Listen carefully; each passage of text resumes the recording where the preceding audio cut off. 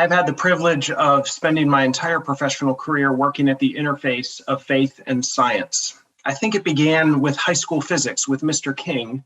He was the one who taught me both to love science and to take joy in the way that mathematics described the physical world. He also let it be known to his classes that he was a person who went to church. And that was formative for me because it was late in high school and into college that I began to ask what I believed. I had been brought up in the church and I had questions, especially about science and faith, and needed to know if a person of faith could pursue their love of science.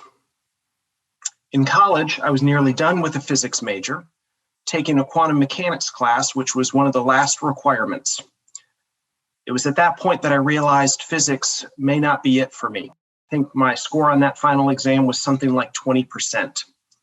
Fortunately, I had other interests. I was pursuing a double major in physics and English literature. And so upon graduation, I did what every major in English literature and minor in physics would do. I went to seminary.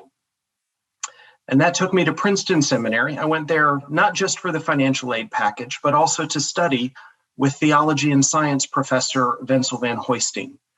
It was Dr. Van Hoisting who opened me to the wonders of this interdisciplinary field of theology and science.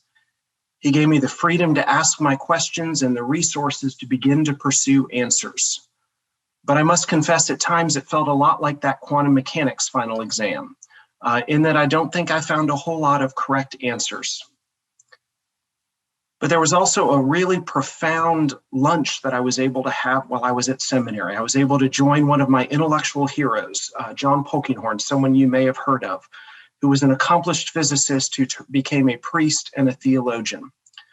He was in town for a lecture, and Dr. Van Hoisting arranged a lunch for several of us to pepper him with questions for over an hour. For some of our questions, he had really good answers. And for a good number of others, he offered what you might call educated opinions. He used phrases like, "I think it might be the case," or "it strikes me that God could have." It was that humility that my intellectual hero could admit that he didn't have all the answers that was really profound on me. It gave me the permission to keep asking those questions and to not worry when I didn't have absolutely satisfactory answers. It was an encouragement that I could seek to grow in my faith, in my understanding of God, both through the book of Scripture and the book of nature. Today, my focus is on the church and how it engages science and how it works with scientists. At Science for the Church, we are asking if we can strengthen the church through an engagement with science.